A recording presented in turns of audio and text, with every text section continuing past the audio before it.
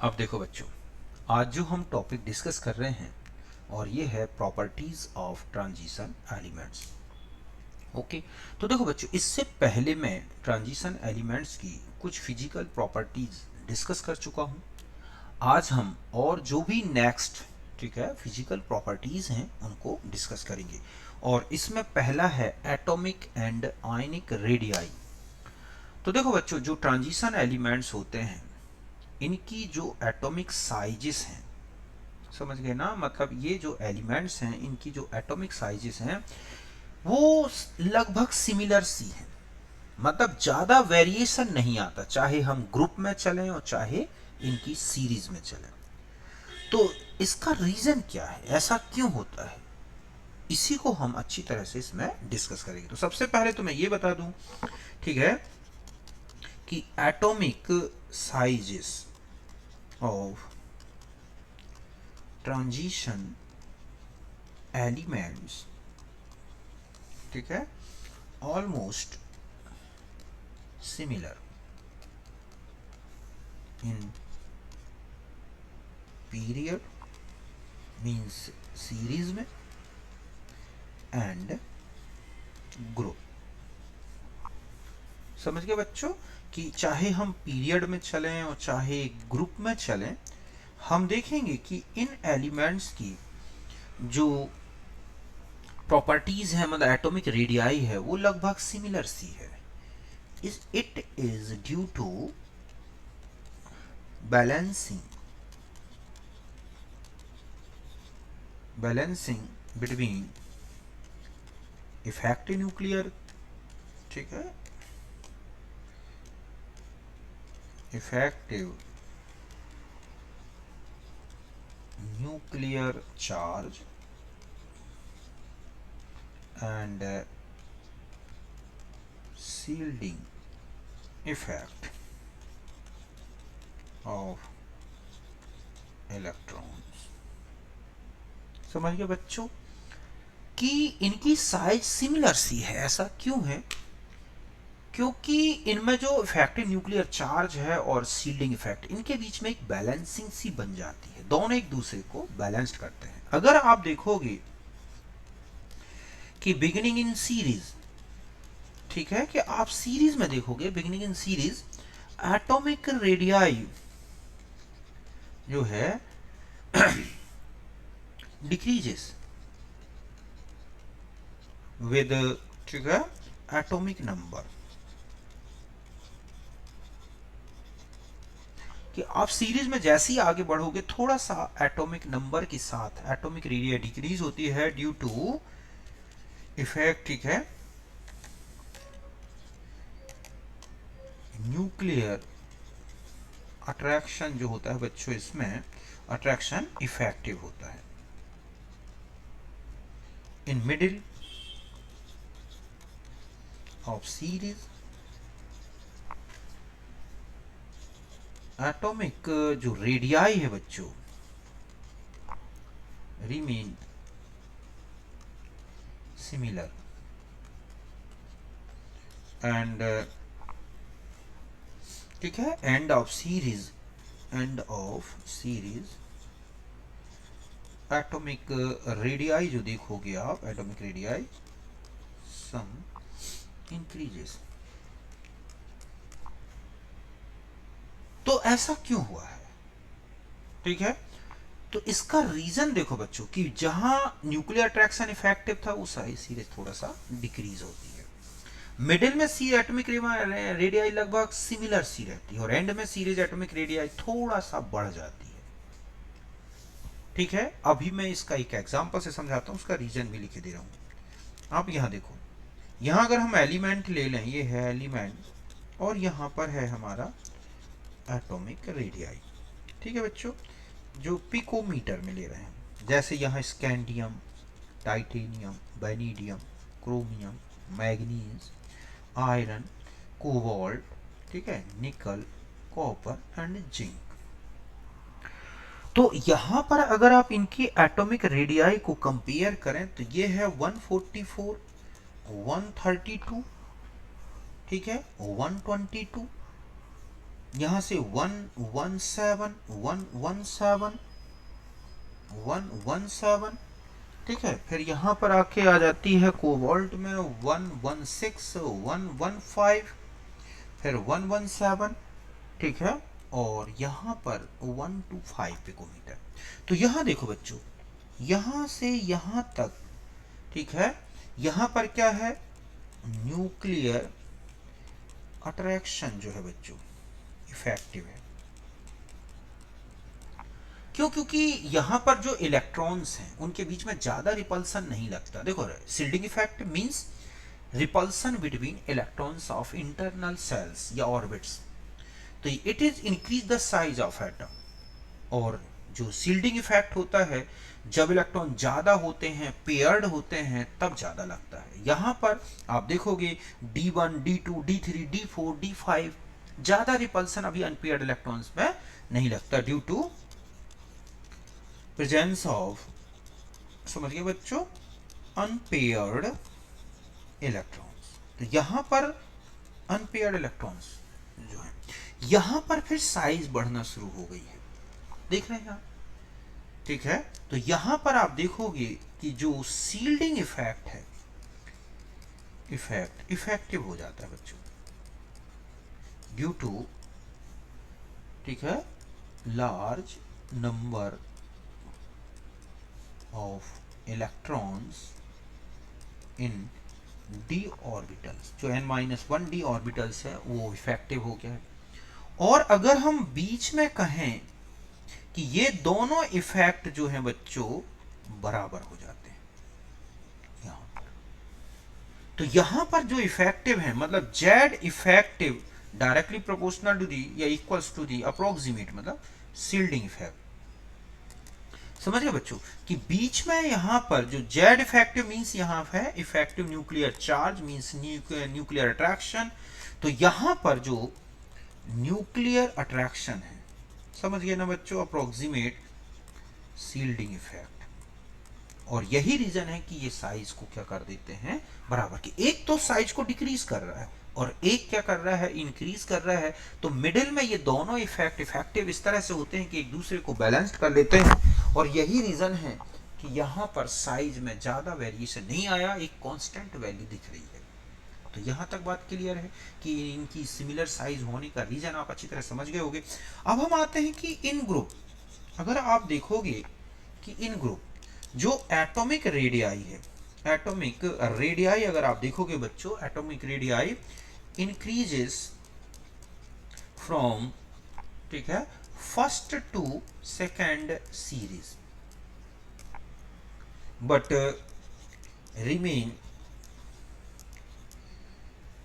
Same और similar, almost similar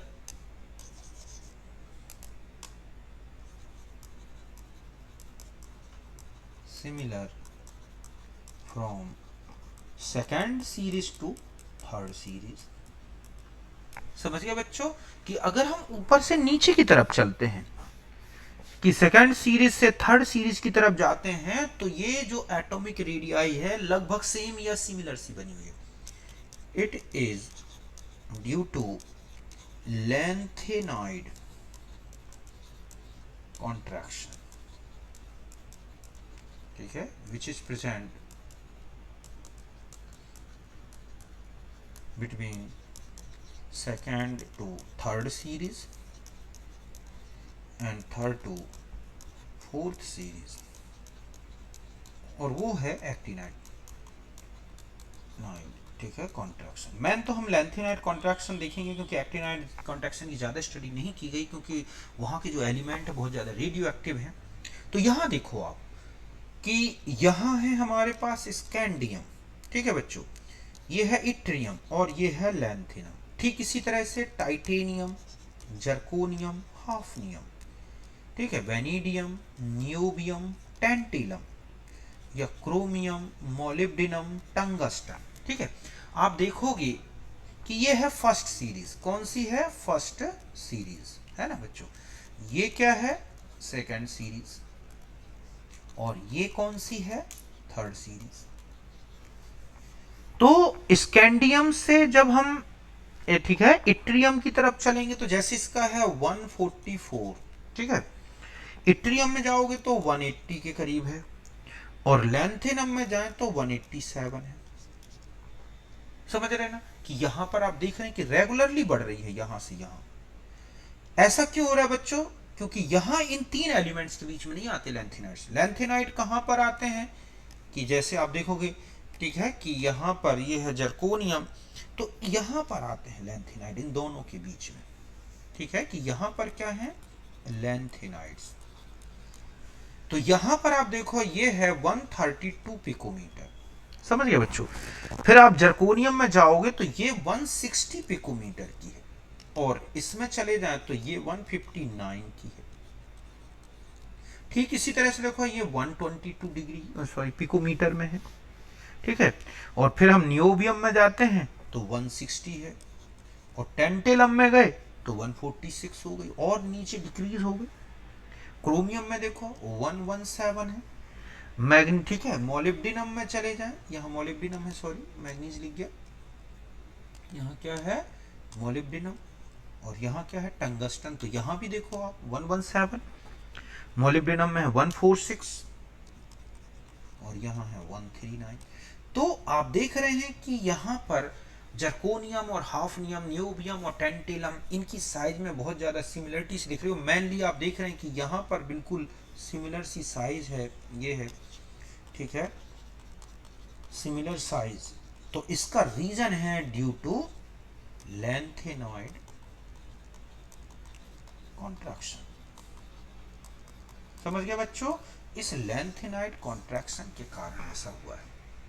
lanthanoid contraction से size decrease होती है, और ऊपर से नीचे जाए तो साइज ऑर्बिट बढ़ने से बढ़ती है। दोनों एक दूसरे को क्या कर गए बच्चों, जो है बैलेंस्ड कर देते हैं, जिसके कारण ही ये सेकंड और थर्ड सीरीज के एलिमेंट्स के बीच में आप देखोगे कि साइज में सिमिलरिटी आ गई। तो इस तरह से लैंथेनॉइड और एक्टिनॉइड में अगर हम इनका ग्राफ देखें, ठीक है, कि इनकी एटॉमिक रेडियाई का ग्राफ देखोगे कि हम यहां पर साइज ले लें और यहां एटॉमिक नंबर। ठीक है बच्चों, तो देखो जैसे यहां से चले इस तरह से कि यहां पर स्कैंडियम है, ठीक है, फिर हम नीचे की तरफ आते हैं तो यहाँ टाइटेनियम है, फिर यहाँ आ गए तो बेनीडियम है, और फिर और नीचे आते हैं तो यहाँ क्रोमियम है। और आप देख रहे हैं कि लगातार क्रोमियम, मैग्नीज, आयरन, ठीक है, कोबाल्ट, निकल, फिर थोड़ा सा बढ़ना शुरू हो गई कॉपर, और फिर यहाँ पर जिंक आ गई। तो इस तरह से आपने देखा कि ये साइज इस तरह से ग्राफ आ रहा है। समझ गए ना कि यहाँ पर हम कहें कि ये एलिमेंट्स हैं, तो पहले साइज थोड़ा थोड़ा डिक्रीज होती गई है, और इस तरह से हम देख रहे हैं कि एलिमेंट जो है साइज में इस तरह से बढ़ गई है। तो ऐसा इसलिए अभी मैंने बता ही दिया आपको ऊपर कि इस तरह से ये चेंजेस आते हैं। तो ये कौन सी होगी बच्चों, फर्स्ट सीरीज। ठीक है, अगर हम दूसरे का ग्राफ देखें तो थोड़ा सा ऊपर की तरफ, ठीक है, ये ऐसे दिख रहा है, और जो ये देख रहे हैं ना आप थर्ड सीरीज, ये लगभग ऐसे ही बनी हुई है, उसी के आसपास की ऐसे, कि यहाँ पर जो है एलिमेंट की साइज इसमें ज़्यादा डिफरेंस नहीं दिख रहे हैं। तो ये अगर थर्ड सीरीज है, समझ गए बच्चों, सेकंड सीरीज, तो ये है हमारी थर्ड सीरीज। तो लगभग सिमिलर सी साइज दिख रही है, और सेकंड थर्ड में बहुत ज़्यादा सिमिलरिटी। तो यहाँ आप देखें थोड़ा सा बढ़ गई है साइज, लेकिन फिर यहाँ पर कोई ज़्यादा डिफरेंस नहीं आया। तो हम इसको थोड़ा ऐसे ले लें कि शुरुआती तौर पे तो थोड़ा सा चेंज ज़्यादा है, ठीक है, यहाँ पर जैसे आप देखोगे इस तरह से, और फिर सिमिलर सी बन गई है यहाँ पर। तो इस तरह का ग्राफ हमें दिखाई देता है। तो ये समझ गए होगे। तो ये है हमारा एटॉमिक रेडियाई के बारे में मैटर बच्चों। यहाँ तक बात क्लियर है अच्छी तरह से। अब हम नेक्स्ट प्रॉपर्टी में आते हैं, और ये है आयोनाइजेशन एनर्जी। समझ गए बच्चों, इसके बारे में हम डिस्कस करेंगे, ionization energy, ionization enthalpy of D block element. तो आप देखोगे कि जो डी ब्लॉक एलिमेंट्स हैं ना, इनकी आयोनाइजेशन एनर्जी काफी क्लोज होती है एक दूसरे के पास है।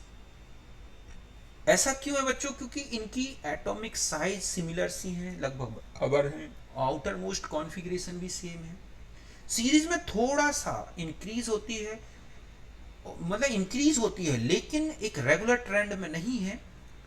ऐसा इसलिए होता है क्योंकि साइज में ज्यादा वेरिएशन नहीं आया बच्चों, लेकिन एटॉमिक नंबर तो बढ़ रहा है। तो ऊपर से नीचे चले चाहे लेफ्ट टू राइट, आप देखोगे आयोनाइजेशन एनर्जी बढ़ रही है।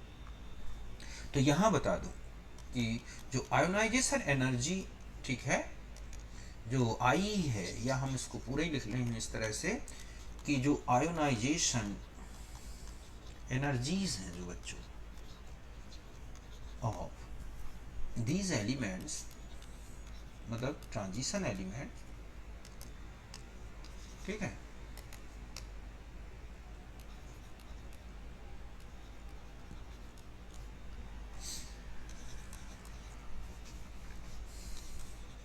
fairly close to each other. It is due to similar atomic sizes and same number of electrons in outermost orbit. Means कौन सा configuration? ns2।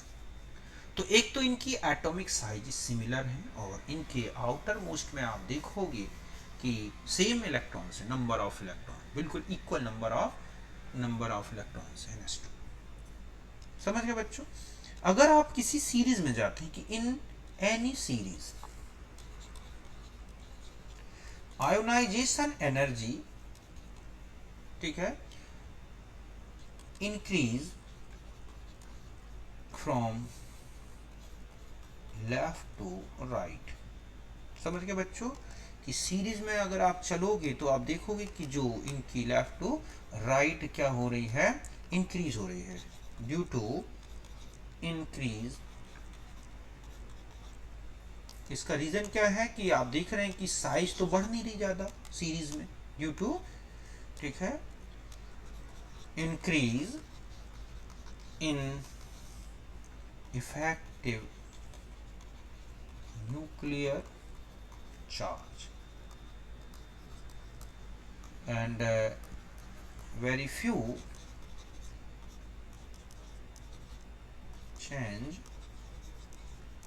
in atomic radii। समझ गए बच्चों कि अब हम ऐसे समझ सकते हैं, देखो कि स्कैंडियम है ना, यहाँ पर हम एक एग्जांपल से समझते हैं लेकिन एक रेगुलर ट्रेंड नहीं है। ये बता दूं कि जो यहाँ पर जैसे scandium, titanium, vanadium, chromium, manganese, iron, cobalt, निकल, ठीक है, ये है निकल हो गया, कॉपर हो गया, जिंक हो गया। तो इनकी अगर हम IE1 किलो जूल पर मोल में देखें, ठीक है, तो आप देखोगे कि ये है 631,656, ओके, 650, इस तरह से हो गई है कि 650, 653,717, ठीक है, इसी तरह से 762, 758, यहां पर जो चेंज आया है देखो, ठीक है, 758, 737, ओके, यहां पर फिर 745 और 908। तो आप देख रहे हैं कि यहाँ कोई रेगुलर ट्रेंड तो नहीं दिख रहा है, लेकिन अगर हम देखें तो लगभग इंक्रीज सी हो रही है। देखो आप यहाँ के बाद लगातार ये इस तरह से ये है इंक्रीज हो रही है, यहाँ फिर एकदम से, ठीक है, यहाँ पर 5830 फिर बढ़ गई है, फिर बढ़ गई है। तो एक्चुअली क्या है कि यहाँ पर जो है साइज में, न्यूक्लियर अट्रैक्शन में ये चेंजेस आते हैं। तो ये जो डिफरेंस दिख रहा है बच्चों, जैसे Mn की ज़्यादा होना, एकदम से जिंक का जो ट्रेंड आता है उसमें एकदम से बढ़ जाना, ये सब क्यों हुआ है? तो देखो आयोनाइजेशन एनर्जी डिपेंड अपॉन, ठीक है, stability of electronic configuration, size of atom.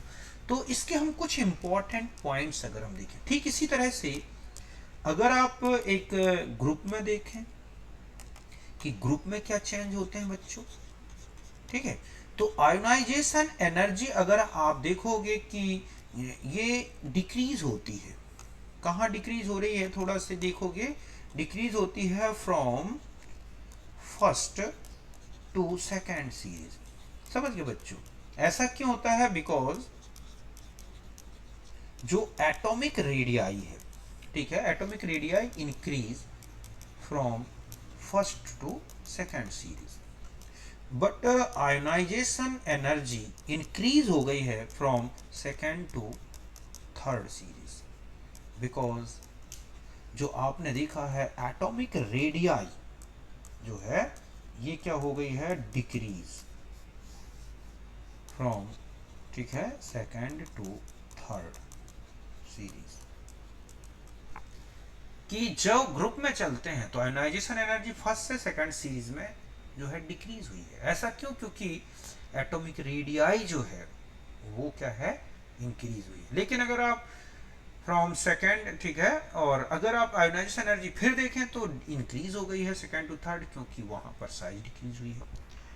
एक एग्जांपल से समझ लो, आप देखो, ठीक है, कि अगर हम यहां देखें कि इट्रियम, लैंथेनम और स्कैंडियम में, कि अगर ये है स्कैंडियम, ठीक है, इट्रियम और ये है लैंथेनम, तो यहां लैंथेनाइट संकुचन या लैंथेनाइट कॉन्ट्रैक्शन का कोई इफेक्ट नहीं है बच्चों। तो यहां तो है 631, ठीक है, इसके बाद हो गई है यहां पर 616 और लैंथेनम में जाके हो गई है 541। लेकिन अगर आप यहां टाइटेनियम, जर्कोनियम और हाफनियम में देखो, ठीक है, तो टाइटेनियम की है 656, ठीक है, फिर जर्कोनियम में आप देखोगे इसकी हो गई है 674 और बल्कि बढ़ गई यहां पर 6, ये है 674 और यहां जाके जो है इसमें 760 हो गई है। ऐसे अगर आप मैग्नीज की देखोगे, मैग्नीज TC और RE, तो 717 ठीक है, कि अगर आप मैग्नीज में जाओगे तो 703 और रेडियम में चले जाएं तो 770 हो गई है। देखो, तो यहां एकदम से डिक्रीज हो गई है, फिर इंक्रीज हो गई है। तो एक रेगुलर ट्रेंड नहीं है, लेकिन आप जहां पर डिक्रीज होनी चाहिए थी एकदम से, वहां देखो आप यहां बढ़ गई है। ऐसा इसीलिए हुआ है क्योंकि यहां पर साइज का इफेक्ट आया बच्चों, तो यहां पर एक लेंथेनाइट कॉन्ट्रैक्शन का है, इसलिए ऐसा होता है कि आयोनाइजेशन एनर्जीज चेंजेस होती है। अब कुछ इंपॉर्टेंट पॉइंट याद रखने हैं बच्चों। देखो क्या क्या याद रखने की, high value of IE first for Zn CdHg due to presence of fully filled, समझ गए बच्चों, D10 मतलब कॉन्फ़िगरेशन। सिमिलरली, ठीक है, हाई वैल्यू जो है high IE1 for Mn TCRE due to presence of half filled, समझ गए बच्चों, half field means D5 configuration of these elements।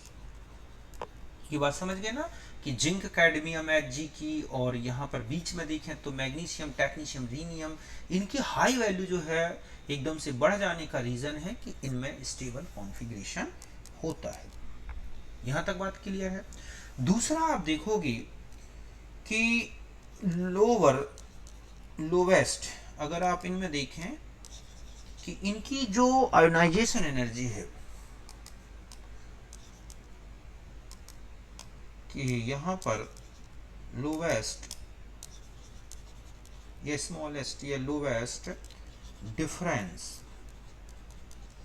Between first and second ionization energies कहाँ पे दिखाई देती है बताओ। अच्छा आप इसमें तो आपको ध्यान रखना है कि कॉन्फ़िगरेशन अच्छी तरह से याद हो जाए।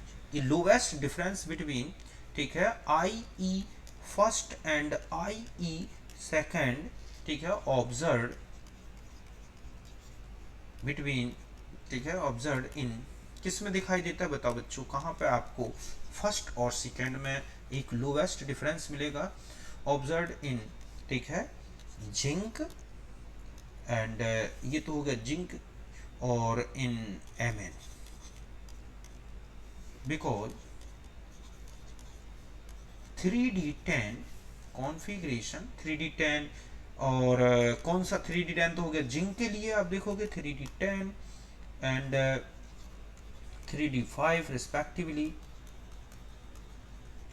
कॉन्फ़िगरेशन, ठीक है, obtained after removal of 2 electrons. समझ गए ना। तो इनमें ज्यादा ऑब्जर्व नहीं होता। मतलब है कि Mn, अगर आप क्रोमियम की बात करें, सॉरी मैग्नीज में देखो आप कि मैग्नीज का कॉन्फ़िगरेशन क्या है।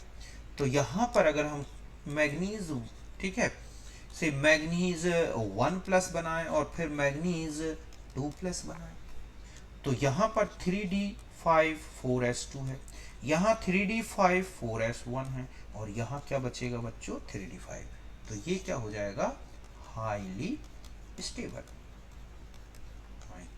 तो यही चाहेगा कि जल्दी जल्दी इलेक्ट्रॉन निकल जाए। ठीक इसी तरह से जिंक में देखो 3D10 4s2 है, फिर आप जिंक 1+ बनाओगे, ठीक है, तो 3D10 4s1 हो जाएगा, और फिर जिंक 2+ बना देंगे तो 3D10 हो जाएगा यहाँ पर। समझ गए बच्चों। तो ये चाहेगा कि अपना 3D10 कॉन्फ़िगरेशन हो जाए, और इसलिए जल्दी से जल्दी वो क्या करेगा, एक इलेक्ट्रॉन रिमूव कर देगा, और इस तरह से ये यहाँ पर 3D10, तो ये क्या होगा हाईली स्टेबल, इस तरह से। तो ये है। ठीक इसी तरह से तीसरा है कि अगर हम यहाँ देखें कि हाईएस्ट, ठीक है, डिफरेंस, ठीक है, बिटवीन सेकेंड और फर्स्ट के बीच में, फर्स्ट आयोनाइजेशन एनर्जी, तो बताओ कहाँ पे ऑब्जर्व होगा बच्चों। कि अगर आपसे कह दिया जाए कि कहाँ पे ऑब्जर्व होता है हाईएस्ट डिफरेंस बिटवीन, ठीक है, I E first and I E second, ठीक है, observe for C R and C U. समझ गए बच्चों कि सी आर और सी यू में आपको हाईएस्ट डिफरेंस दिखाई देगा, फर्स्ट और सेकेंड। ये है, ऐसा क्यों है, एंड सी यू क्यों, क्योंकि सी आर 3D5 4s1, तो सी आर 1+ में क्या हो जाएगा बच्चों 3D5 4s0, और सी आर 2+ बनाओगे, ठीक है, तो यहाँ पर क्या हो जाएगा 3D5 4 हो जाएगा, तो ये मोर स्टेबल हो गया। ठीक है। ठीक इसी तरह से कॉपर में देख लो आप, कॉपर में क्या है 3D10 है 4s1 है, फिर आपने कॉपर 1+ बनाया 3D10 हो गया, और फिर कॉपर 2+ बनाएंगे तो 3D9 हो जाएगा। तो यहाँ पर ये स्टेबल है। बात क्लियर है ना। इसी तरह से और देखो lowest difference between third and second I E, ठीक है, तो ये किस में मिलता है बच्चों आयरन में। ऐसा क्यों है, क्योंकि आयरन में देखोगे 3D6 4s2 है, अगर यहाँ 2+ बन जाए तो 3D कितना बचेगा 6, और अगर Fe3+ बन जाए तो 3D क्या हो जाएगा 5। तो ये क्या है स्टेबल बन जाएगा, इसीलिए ये सेकंड से थर्ड में जल्दी कन्वर्ट हो जाता है। ठीक है। लार्जेस्ट डिफरेंस अगर आपसे कहा जाए कि कहाँ दिखेगा आपको, समझ गए बच्चों। तो लार्जेस्ट डिफरेंस किसके बीच में, IE2 और IE थर्ड में देखोगे तो कहाँ दिखाई देगा, और वो दिखेगा Mn में हो जाएगा। समझ गए बच्चों। इसके अलावा Zn में मिलेगा। क्यों, क्योंकि अगर आप Zn में देखते हैं 2+ में तो 3D10 है, और Zn 3+ बना दें 3D9, जो हाईली अनस्टेबल हो जाएगा। और यही कारण है कि आप जिंक से तीसरा इलेक्ट्रॉन निकालना इजी नहीं है। ठीक है, तो इस तरह से बहुत सारे पॉइंट्स हैं जिनको अच्छी तरह से ऑब्जर्व करना है। तो जिनमें ये है, और अब ये बता दूं कि स्टेबिलिटी ऑफ, ठीक है, एनी कैटाइन या ऑक्सीडेशन स्टेट, ठीक है, inversely proportional to the ionization, ठीक है, एनर्जी फॉर पर्टिकुलर आयन, कि पर्टिकुलर आयन बनने में कितनी हाई एनर्जी है। तो जितनी कम लगेगी उतना ही स्टेबल। देखो जैसे एक क्वेश्चन आता है कि निकल 2+ और प्लेटिनम 2+, इनमें कौन ज्यादा स्टेबल है। तो अगर आप देखोगे कि इसकी IE1 और IE2 जो है, इन दोनों एनर्जीज का जो सम है निकल के लिए, अगर आप देखोगे, ठीक है, तो ये होता है 2.49 इंटू 10⁻³ किलो जूल पर मोल। और इसके लिए देखो बच्चों कितना होता है, ये प्लेटिनम के लिए अगर आप जाओगे तो 2.66 इंटू 10⁻³ तो इसका मतलब है कि Ni2+ more stable then platinum 2+। अब अगर हम थर्ड, ठीक है, और फोर्थ आयोनाइजेशन एनर्जीज का जो सम है, अगर इसमें देखोगे आप, सम ऑफ फर्स्ट आयोनाइजेशन, फर्स्ट 4 मतलब यहां से फर्स्ट से, ठीक है, या इनका हम ये कहें कि ये जो एनर्जीज हैं फर्स्ट, सेकंड और थर्ड और फोर्थ, इन सब का सम जो आयोनाइजेशन एनर्जी है, तो आप देखोगे कि निकल के लिए ये कितना है 11.2 इंटू 10⁻³ और प्लेटिनम के लिए ये है 8.36 इंटू 10⁻³। तो हम कहेंगे प्लेटिनम 4+ मोर स्टेबल देन, ठीक है, निकल 2+, सॉरी 4+। तो निकल 4+ से ज्यादा स्टेबल प्लेटिनम 4+ है। इसी का रीजन है कि जितनी कम आयोनाइजेशन एनर्जी इस पर्टिकुलर आयन बनने में, उतना ही वो ज्यादा स्टेबल होगा। ठीक इसी तरह से Fe3+ more stable then Fe2+। समझ गए बच्चों। Zinc 2+ more stable then Zn3+।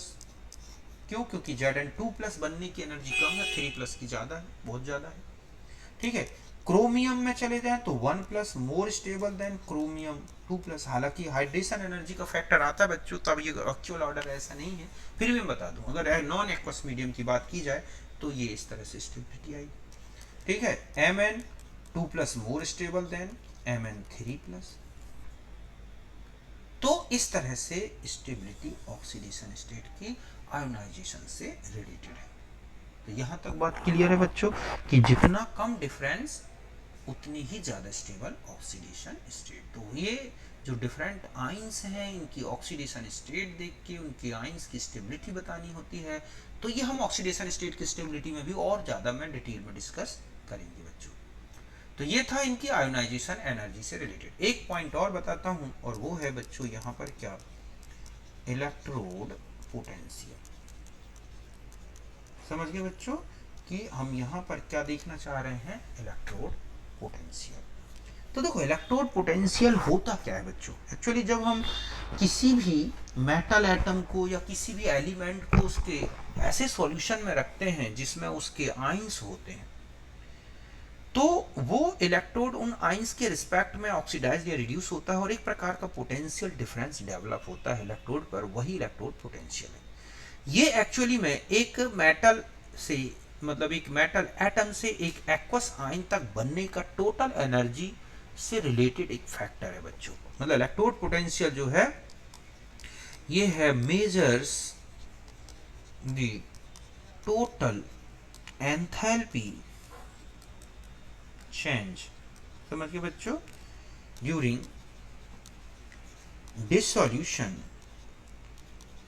dissolution of metal into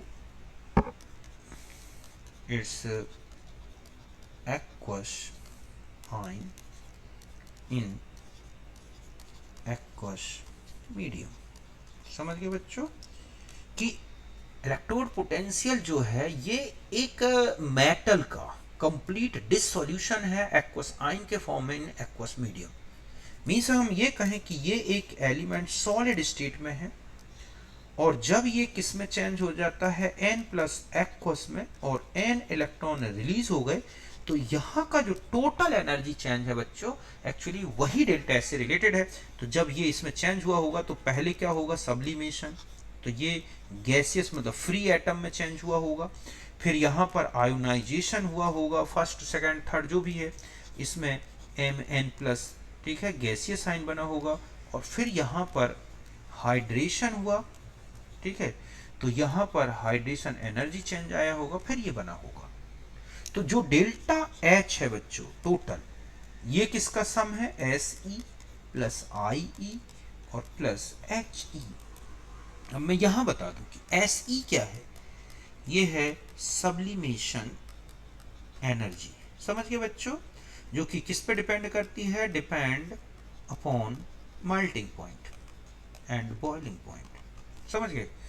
ionisation energy, तो ये है क्या बच्चों, ionization energy of particular ion, ठीक है, ये किस पे डिपेंड होती है, depend upon stability of electronic configuration, ये है। और जो एच ई है, एच ई समझ गए, ये है क्या, हाइड्रेशन एनर्जी, ठीक है, ये डिपेंड करती है, depend upon charge and size of ion, ये है। तो ध्यान रखें कि ये दो वैल्यू तो पॉजिटिव होती हैं और ये वैल्यू क्या है बच्चों, निगेटिव होती है, समझ गए ना। अब आता है कि डेल्टा एच, ध्यान रखें कि डेल्टा एच की वैल्यू अगर पॉजिटिव है, मींस एस ई और आई ई ये है ज़्यादा है एच ई से, कि जो एलिमेंटल जो है फ्री स्टेट में आने के लिए जो एनर्जी चाहिए वो उसकी हाइड्रेशन एनर्जी से कम है, तो ध्यान रखें कि जो रिडक्शन पोटेंशियल होगा बच्चों वो पॉजिटिव आएगा, समझ गए ना, क्या आएगा, पॉजिटिव। और जो ऑक्सीडेशन पोटेंशियल है वो कैसा आएगा, नेगेटिव। मतलब यहां पर ये कैसा आ जाएगा, ये जो है ऑक्सीडेशन पोटेंशियल है तो ये आएगा निगेटिव। ऐसा क्यों, क्योंकि delta H approximate delta G equal to minus E oxidation, ठीक है, और एन एफ ये होता है। तो ध्यान से देखें कि जब ये वैल्यू पॉजिटिव है तो ऑक्सीडेशन तो निगेटिव आएगा आएगा, और हम जानते हैं कि E zero reduction equal to minus E zero oxidation. और ऐसा कब मिल किसके लिए है, देखोगे कॉपर के लिए। कॉपर में जो एस ई और जो इसकी आयोनाइजेशन एनर्जी 2 है, इसका सम जो है बच्चों एच ई से ज़्यादा है। यही रीजन है कि कॉपर का जो स्टैंडर्ड रिडक्शन पोटेंशियल है वो कैसा आ जाता है, पॉजिटिव 0.34, ये जो वैल्यू है वोल्ट में आती है। बट अगर आप जिंक में चले जाएं तो जिंक के लिए या हम और दूसरे एलिमेंट की इस तरह से देखें कि अब आता है कि अगर डेल्टा एच निगेटिव है, समझ गए बच्चों, तो ई रिडक्शन जो पोटेंशियल है वो कैसा आएगा बच्चों, अगर ये निगेटिव है तो ये भी निगेटिव आएगा। क्यों, क्योंकि ऑक्सीडेशन पोटेंशियल पॉजिटिव हो जाएगा। अब यहां पर कब ऐसा होगा, जब एस ई और प्लस आई ई इनका जो सम है बच्चों वो किससे कम हो, डेल्टा एच ई या एच ई से, सॉरी डेल्टा एच नहीं, एच ई से, किससे, एच ई से। मतलब आयन का हाइड्रेशन में ज्यादा एनर्जी रिलीज हो, और ये होता है मान लीजिए जैसे scandium, titanium, vanadium, chromium, manganese, iron, cobalt, निकल, जिंक, इनके लिए बच्चों यही कंडीशन बनती है। जैसे आप देखोगे E0 Zn2 प्लस और Zn, तो ये आता है 0.76 वोल्ट। और अगर आप सीरीज में देखो कि यहाँ एलिमेंट ले लें हम, ठीक है, और यहाँ E स्टैंडर्ड Mn2 प्लस के लिए ले लें, यहाँ पर देखोगे कि M2 प्लस, ये है 2 प्लस अपॉन M, तो यहाँ पर स्कैंडियम तो नहीं है, स्कैंडियम ले लें, लेकिन titanium, vanadium, chromium, manganese, iron, cobalt, निकल, कॉपर और जिंक, तो इसका तो नहीं है 2 प्लस आयन, क्योंकि इसका 1 पॉइंट आप देखोगे कि जो इसका इलेक्ट्रोड पोटेंशियल आता है बच्चों, इसके लिए 1.16 के आसपास का आता है। कितना आता है? 1.63। वेनेडियम में चले जाओ तो ये आता है -1.18, समझ गए ना। क्रोमियम में चले जाएं तो इसका आता है -90, इसमें चले जाएं तो 1.18, इसका आता है 0.44। ठीक है। कोबाल्ट में देखो आप, कोबाल्ट में आता है -28। ठीक है, इसमें आ जाते हैं माइनस, ठीक है, ये है पॉइंट में है बच्चों ये सब, मतलब यहाँ पर है -0.28, इसका है -0.25, और इसका देखोगे 0.34, और इसका है -0.76।